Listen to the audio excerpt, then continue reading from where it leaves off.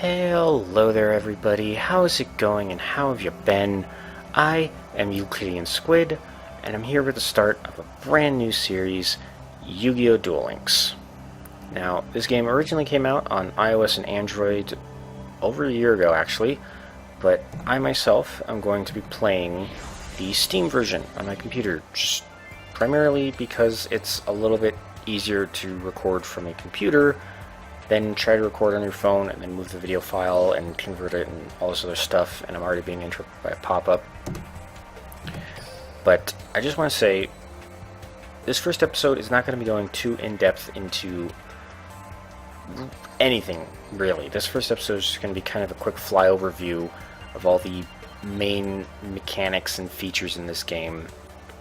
If things seem a little bit confusing, I do apologize for that, but I will be going in-depth into a lot more in future episodes. This is kind of a quick look over the game and see all the little facets it has to offer. So if you're playing on a mobile device like your phone, you're primarily going to be experiencing it from this middle section here. If you're playing it on Steam, on your computer, you have the left and the right areas. The left area will be more detailed, closer view, higher definition readout of the cards in the game. And the right area will kind of change depending on certain situations. When you're out here in the quote-unquote overworld, it'll be a big list displaying all of the currently ongoing events. You can easily just go ahead and pick one, and the game will load up information on it, just, give you an overview. Nice and quick. You don't have to try and funnel around with this little banner, try to scroll through it like this, which just literally you tap and hold and then you scroll left or right and yada yada yada. A little bit nicer, and I didn't actually mean to click on that. Ignore that. I'm not going to be going over that event right now. So when you're playing the game, there are basically 4 areas to the world. You have the PvP arena, which you can use to go into duels against other players. There's ranked matches and a whole ladder-based system. I'm currently not that high on the ladder just because I haven't been playing a lot of PvP recently, but that will change in the series. You have the gate area where you can actually specifically queue up duels against the important characters in this game, which is basically any important character from the Yu-Gi-Oh! Anime as a whole, the original series. There's Yugi, there's Kaiba, there's Joey, there's Pegasus, there's Mai. If you're new to the game, they may not be available right away, but there are events where you can get other characters such as Merrick, Pegasus, even more minor characters like the Paradox Brothers. Good on you if you can recall the episodes that they were in the original series. And if you play the game enough, you actually get to unlock characters from the GX anime. So you can even play against characters like Jaden, Alexis, Chaz. In fact, a few months ago there was an event going on where you could unlock Dr. Crowler. And the currently running event right now is for Jesse. So don't worry if you don't know any of those characters. It's fine. Just go watch the animes. They're actually not that bad. A little bit cheesy at times, but kind of fun anyway.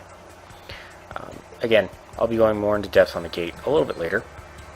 Next up, we have the card studio, where you can design your decks, you can copy them between characters, which again, I'll get into in just a moment. You can set up accessories like using different card sleeves and card mats. You can check out your whole card collection.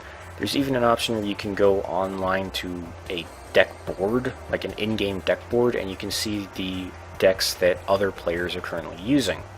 And you can look at those and get inspiration for your own ideas. I'm pretty sure there's even an option where you can copy those decks into your own game and give them a try for yourself, obviously, if you have all the necessary copies of the card. And finally, what good free-to-play, no longer strictly mobile game is complete without a shop? Now, for anybody who's immediately cringing at the words free-to-play, take a sigh of relief, because this game has one of the best microtransaction systems I think I've seen in pretty much anything, really. Like, all the microtransactions are optional. You can play this game 100% free to play if you wanted to. In fact, I myself, I've been playing this game for almost a year, and for the first 4 months, I put not even a cent in this game, and I had loads of fun. So, if you hear free to play and immediately think, yeah, right, you might want to reconsider with this game. Now, one thing you may notice as we've been scrolling around from area to area is the fact that Yugi down there has been following us around. And that's because in this game, you don't actually play as like an avatar of yourself. Instead, you get to play as one of said named characters from the show. You can play as Yugi, you can play as Kaiba, you can play as Joey. You know, basically anybody that you can duel at this gate, you can play as your avatar. Now, the reason this is important is that it's not just an aesthetic thing. They actually have, as you might be able to tell by the fact that it says level 40 down underneath him, they do actually level up the more you duel with them. In fact, if I click on Yugi here, not only will you hear a soundbite, of which many of the characters are actually sounds like they're voiced by their original voice actors, which is really cool in my opinion, but there's different rewards for leveling them up at certain points. For example, at level 2, you get 10 gems, which are kind of the in-game currency for more cards. Level 3, you get a card, Shattered Axe, which as I tapped on it, you can now see the detailed information over there on the left. And if I tap on the card, you can zoom into just the art or the whole card itself. And most importantly, you get skills. Now, skills are the one mechanic in this game that don't exist in actual Yu-Gi-Oh!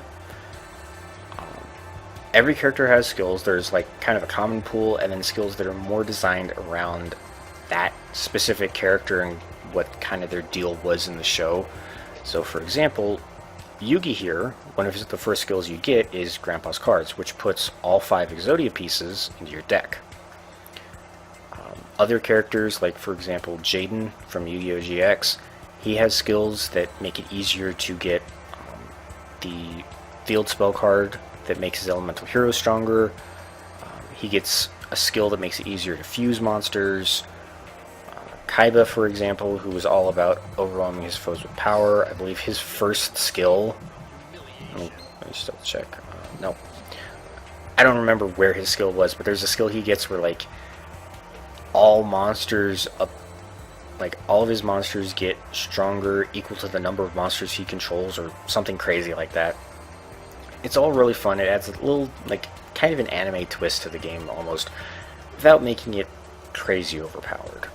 So I'm just going to quickly click on Yami Yugi, Pharaoh Yugi, whatever you want to call him. And I'm going to back out, because changing characters is literally as easy as just tapping on them in the corner, picking your new one, hitting that back arrow, and boom, suddenly he's set. Each character has their own set of deck boxes or deck slots. They gain more as you level them up. You can buy more with real world money if you really, really need it, but at the same time you could also just, I don't know, write down the cards in the deck that you want to get rid of in case you ever want to put it back together again. Not that hard. I don't really think you need to buy more deck slots, because I think each character quickly reaches their max, like their default max of 4, so not that big of a deal. But I think that's enough prattling about details in the game, at least for right now. Let's go ahead and have a duel against an NPC character, just to kind of give you guys an idea of how the duels themselves progress, because one way I like to think of this game is it's Yu-Gi-Oh! Light. It's a very simplified original set of rules, pretty much. Basically anything from the synchro summoning mechanic and newer doesn't exist in this game. There's just... It's not in this game. At least, not yet. I don't know if they have any plans to add it anytime soon, but they've really not even scratched the surface with all the GX stuff, so I really can't imagine that stuff is coming anytime soon. Now, the other thing about this game, which I want to define as Yu-Gi-Oh! Light, is that in the actual game, if you'll excuse the loud guitar riff, in the actual game your deck is like anywhere from 40 to 60 cards. In this game your deck is 20 to 30. Likewise, in the original game you have 5 slots to play in. In this game you only have 3. Now, I'm I'll be going over the mechanics of dueling and the cards and all the other like intricacies of your deck in another episode. This is just kind of to show you the duel system and how it works. Again, this originally started as a mobile game, so you tap on the cards you want to play, and then you tap on the button that corresponds to how you want to play said card. They all interact with each other. Monster effects go off as automatically as their criteria are met. And I actually can't beat him because... yeah. Alright. This duel is going to be in no way indicative of my actual skill level. This is just a quick deck I threw together specifically for this introductory episode. You're probably going to see it again in the episode where I go over monster effects. I'm just kind of playing idly in the background, and that didn't work for some reason, whatever.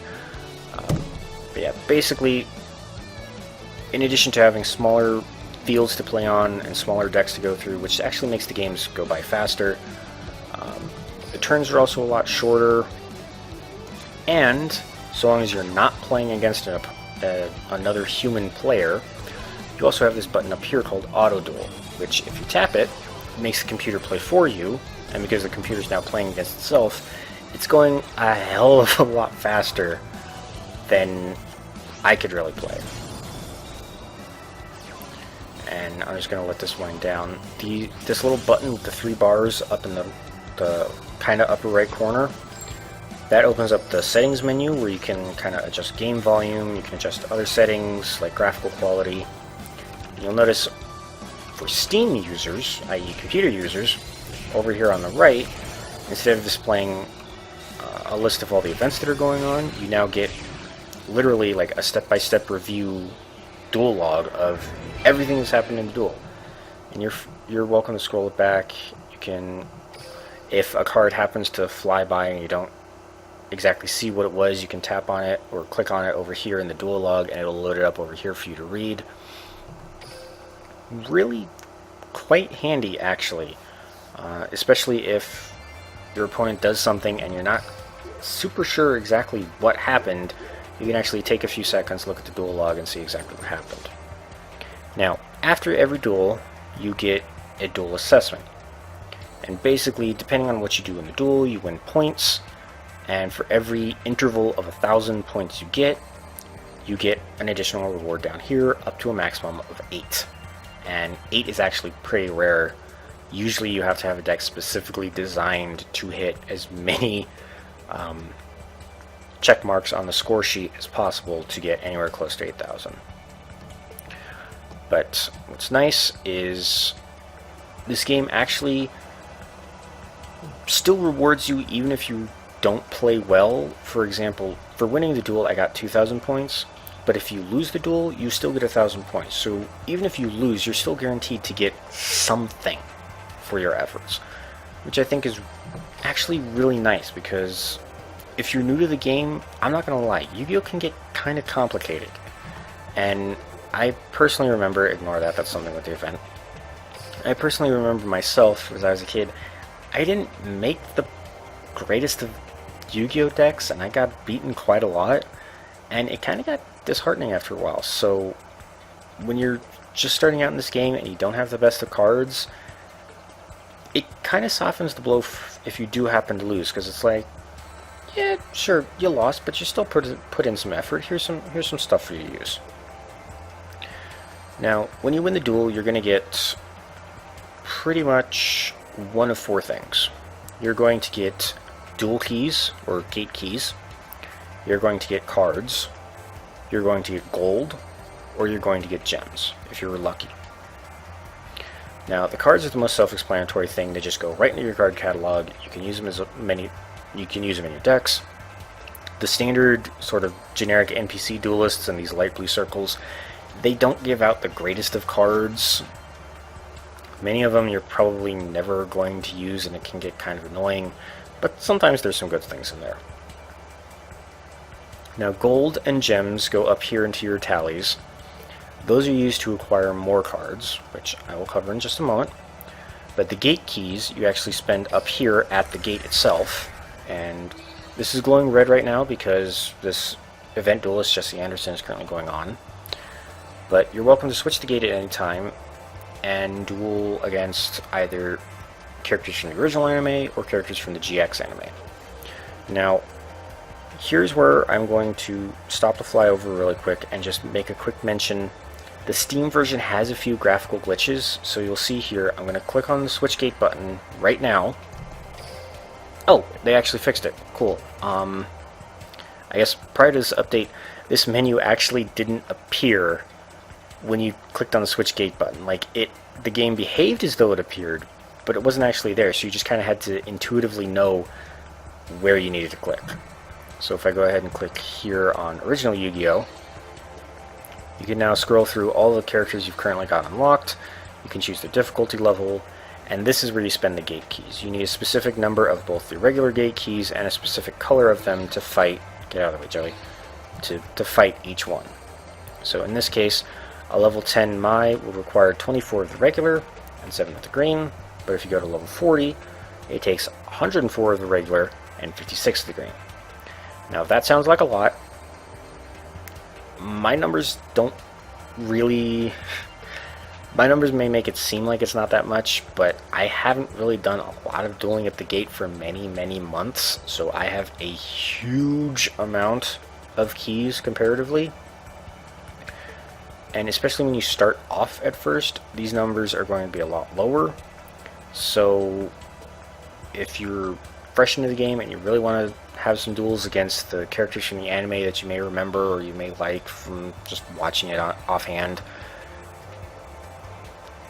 yeah, they're not just going to be handing you these characters. You do have to put in some time against the more generic NPCs to win the keys you need to fight them. Now when you are looking at a character, an important character like this, you'll see over here is a list of all the cards you can actually win from them in the duel. Now for levels 10 through 30, they're all going to be the same card pool, but at level 40 is when the game changes it and they take out all of the generic cards, so basically everything from this thing, Spirit of the Winds, all the way to the end, and give you specifically the cards that are unique to that character. Now it didn't used to be this way all the time. Many, many months ago they changed it so that you can win their unique card drops from any difficulty level. Because, yeah, believe it or not, many of these cards were not available from beating a level 10 Taya. So there's really no point, because many of these cards you get by beating the NPC duelists as well. So there's really no point to duel the lower levels. If you want to try, there are more cards getting in the way of the loot drops. So some people say it's more efficient just because it costs fewer keys and they're much easier to beat and much easier to farm. I personally keep dueling against level 40s just because that way I know if I get the cards that if I see a card drop, I know it for sure it's one of the ones that only Taya can drop, for example, or only Weevil. Now, again, mobile users don't have this just because your screen is a bit smaller, but also in this list of cards that can drop, if you click on this Your Cards section up here, it will actually mark out which cards you own, and down in the corner of each, it'll tell you how many copies you have of each one. So, if I can find someone who... I don't think I actually have many of Mai's cards. So, if you're not sure which cards you have, you can just click on that, and any cards that gray out, you know, okay, I don't have any copies of this, I have one copy of this one, I have 2 copies of the Harpy's Pet Dragon, and so on. Again, I'll go a little bit further in depth at the gate in a later time. It's kind of a nice quick overview of it. Let's keep the ball rolling with the card studio. So like I mentioned, this is where you can edit your decks, you can check out your whole card catalog, you can set your card sleeves and game mat. So the deck editor pretty much works. You open the deck editor. These are all the characters you can get. These are all the each of these boxes is a different deck slot that you can create a whole new deck into. And it basically makes it nicer because you can kind of differentiate the decks that you want each specific character to use depending on the skills that they have. So for example, because Weevil skills frequently kind of synchronize with like insect monsters and stuff like that. Probably not a great deck for somebody like Rex, who specializes with dinosaurs. So, nice means of keeping your deck separated. There's also a function where you can copy your deck from one character to another if you kind of create a nice generic deck that anybody can use. Simply click on Copy Deck, pick the deck that you want to copy. It'll show you it in more detail just so that you can double check and make sure. You click Copy again. Now it asks you where you want to set the deck to. Again, just pick a deck slot. It will show you what the deck is if you're going to overwrite it. In this case, this is an empty deck slot. So you just hit OK. It copies the deck. And in just a few seconds, it will, boom. The deck is now copied to the slot. You just hit save, and presto. You now have a copy of this deck in the slot. Now, new feature as of a few days ago, you can actually set the card sleeves and game mat independently for each deck. And you do that by just clicking on this accessories button. You can actually hit change accessories. You scroll through all your different card sleeves, all your different game mats. There's this new show list button, so you can now scroll through them in a much more compact, easier to see deck list. You get these for basically using characters a certain number of times, summoning a specific monster a certain number of times, participating in events, just generally playing the game. I have a whole bunch just because, like I said, I've played this game a lot. Hold on. No, I don't want to change the card sleeves. There we go. Alright. Once I finish backing out, you can also check out the card catalog. This will show you all the cards you own. These are specific to your account, and what's cool is that Konami has set up a data transfer system to where you basically sync your cards and your account and your progress up to some server of theirs. And in exchange, if you ever have to play the game on, say, a new phone because your old phone broke, or you've been playing it on the phone but you want to try it out on computer, you just download the game onto the new device, hit data transfer, log into the account, and boom, all your cards, all your progress is there. It's super simple. It's a little confusing to use at first, but it's basically exactly that. You click data transfer on the old device, set up the Konami account, click data transfer on the new device, log into the Konami account, and boom, you're there. No effort needed, no data necessary. Customization, this button is getting a little bit outdated now that you can set your card sleeves and game mat by deck, but this is originally where you would change the card sleeves and game mat. This sort of now sets your default, but you can specify. So if there's a set that you really like, you can set it there. But if you want a specific deck to use a specific set, you can set it for that deck itself. There's the deck board, where if we look at this really quick, you can see other players' decks, the character they're using, the number and amount of monsters that are in the deck, what ability they're using. Apparently the game will even rank decks as being easier for beginner players to use versus other players.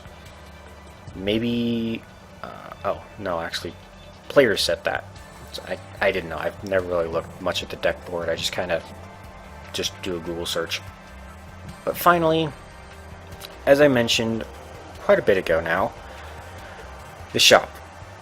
Now, like I mentioned, this is a free-to-play game, but the microtransactions are actually 100% optional. It will take a lot more time, but you don't have to put any money into this game if you don't want to. I'll be going into the main shop in just a moment, but after you play the game a certain amount, you get this little NPC, who's the card trader. And his stock, he basically offers one copy of each of these cards for trade, assuming you have the necessary gold and then these special jewels that you get by breaking down duplicates of your other cards. So he has cards that can only be obtained in this way, like you can only get them from him. And whenever you check his stock, an 8-hour countdown starts. After those 8 hours are up, all of the cards he's offering will be repicked out of his current pool. So in this case, this card, this Super Solar Nutrient, if I don't trade for it now, in 8 hours, he may not have it again. But 8 hours from then, it may come back. And you can only get one copy of each at a time. I'm actually going to go ahead and get a copy of this one, just because I don't have 3 copies yet, and I kind of want 3 copies of it, and I can afford 3 copies of it. But as you can see, it now says sold out, so I can't get another Super Solar Nutrient until either at least 8 hours from now, if he brings it back into his stock. Now this is how he worked for the longest of times, and it was kind of cool because he has really good cards at times. Like even his rare and normal cards, which tend to be the lower strength, quote unquote, of the cards in the game, can still be pretty useful. I mean, this thing, it's really cheap, and it's actually got a fairly decent effect. I'm not going to go too deep into how its effect works, just because that's not what this video is about. But the really annoying thing was that he has a really big pool of cards, so sometimes days could go by before he offered a card that you wanted another copy of. And it just got very frustrating. As of a few days ago, he now works a little bit differently. Most of his cards, well actually a smaller handful of his cards, are only available on this 8-hour sort of reset thing. But he now has what's called a regular inventory. And if you go in here, this is a much larger pool of cards that he had been offering in the past, but you can now pick up pretty much whenever you want. So you can scroll through. If there's a card that catches your interest, like say this little thing, you just tap it, drag it up here to this one slot, and it'll tell you what you need to trade to him to get a copy of the card. Now, the catch with his regular inventory is that you can only get one card out of his regular inventory every 8 hours. Now, that sounded a little bit confusing, but basically, let's say I want a Soul Reversal, another copy of this card, Soul Reversal. I can spend 5,000 gold, get my copy right now,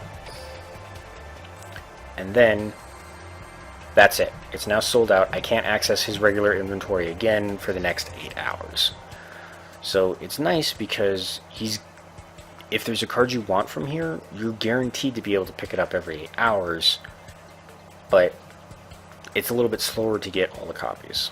So he's very good for getting pretty powerful cards, but they're very, very slow. And it actually went on a little bit longer than I meant, so hopefully I didn't confuse anybody with that. I may go back in and go even more in depth with him because other things have been changed. There's other options and stuff you can get from him. But I'm going to wrap the episode up with the last destination in the game, which is the shop. Now, the way that Yu-Gi-Oh! Works is... apparently there's something completely new, but the way that getting cards in this game works is primarily you go to the shop and you pick your choice out of all of these boxes. And in each box there's a specific amount of packs. Each pack will have 3 cards in it.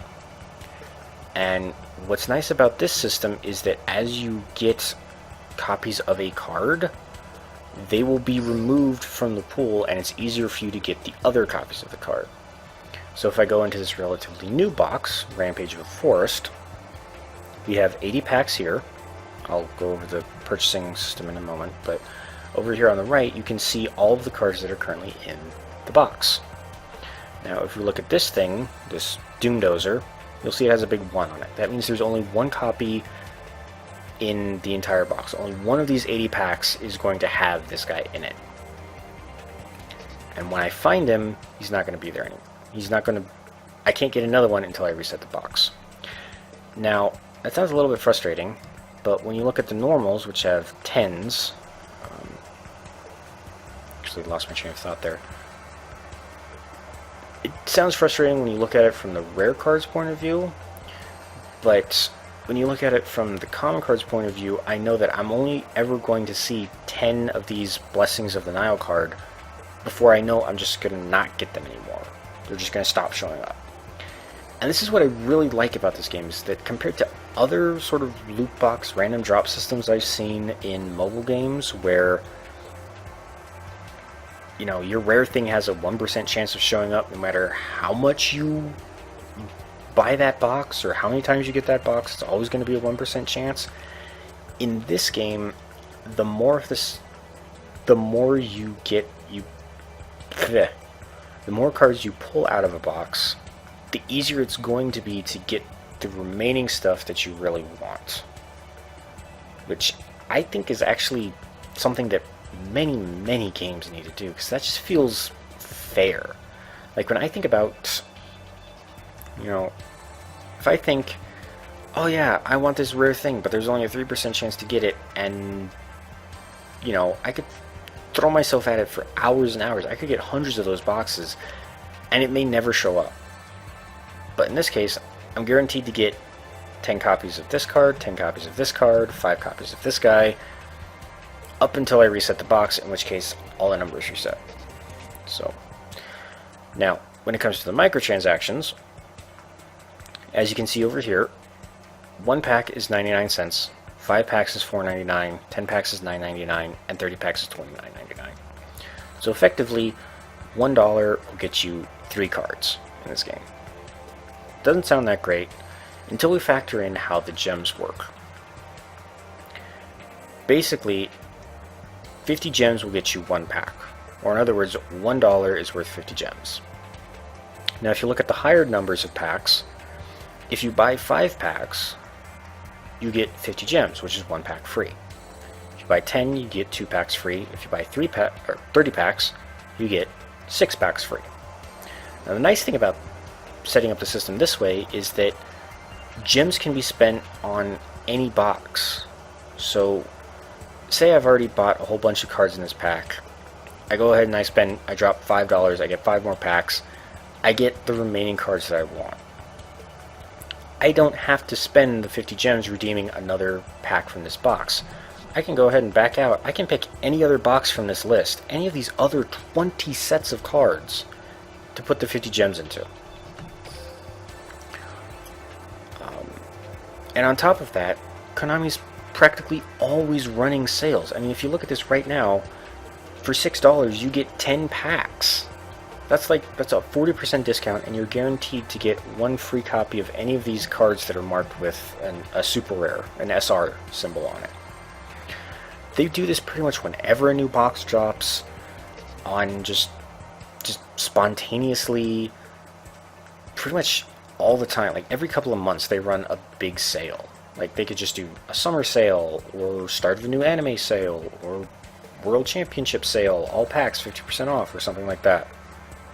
And on top of that, every time they release a new box, every player gets 500 gems for free. You just get 500 gems. You get 10 packs for free of each new box. You don't have to pay to get the new content. You get just X amount of content for free. So that's part of why I love this game, is that yes, there are microtransactions, but they don't feel forced. They don't feel like a big paywall sitting in your way. If you really want to rocket to the top of the ranked duels, you can put money in and you can buy cards you need. But if you'd rather just kind of have fun playing, because this is really a perpetual experience, you don't have to sink much money into this game at all. I think in total over the past year I've been playing this, I've put in maybe $15 total, maybe, and that's in like $1 or $3 increments. Like even this, I would probably buy this if I had plenty of money.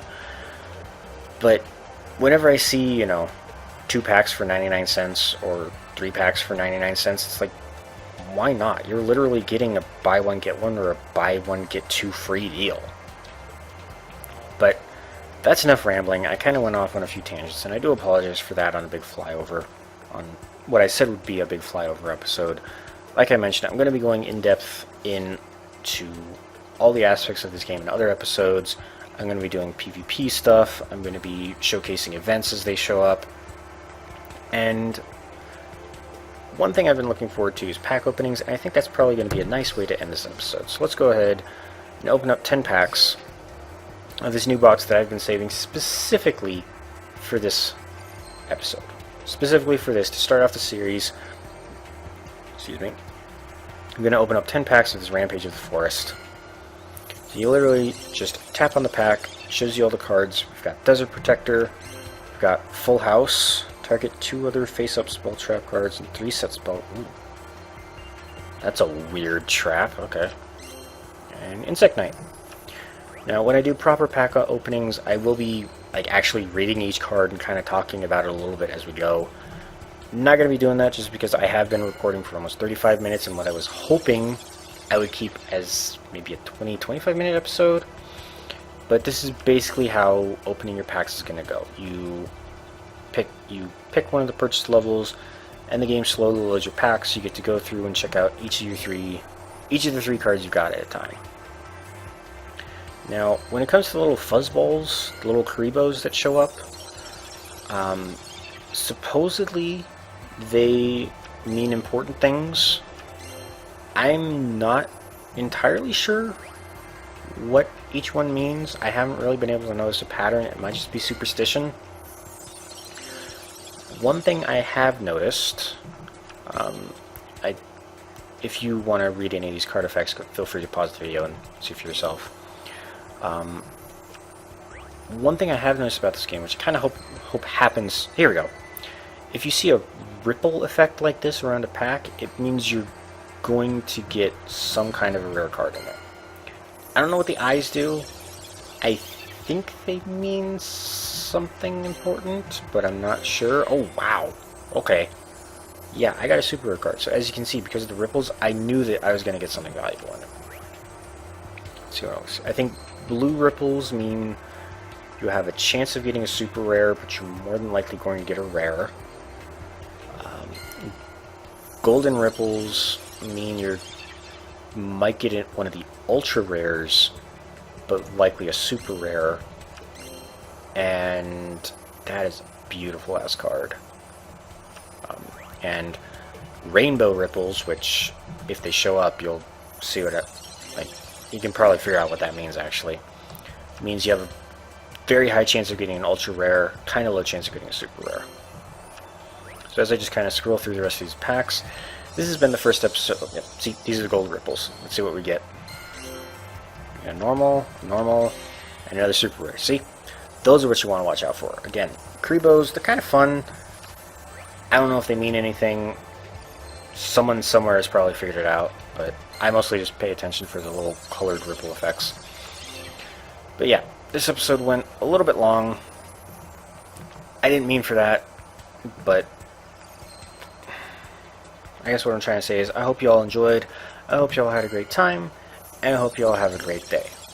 And as we finish off this last pack, this has been the first episode of Yu-Gi-Oh! Duel Links, and I hope you all will join me for what I hope to be a very fun series for the foreseeable future. So, thank you all so much, and I will see you all in the next episode. So farewell for now.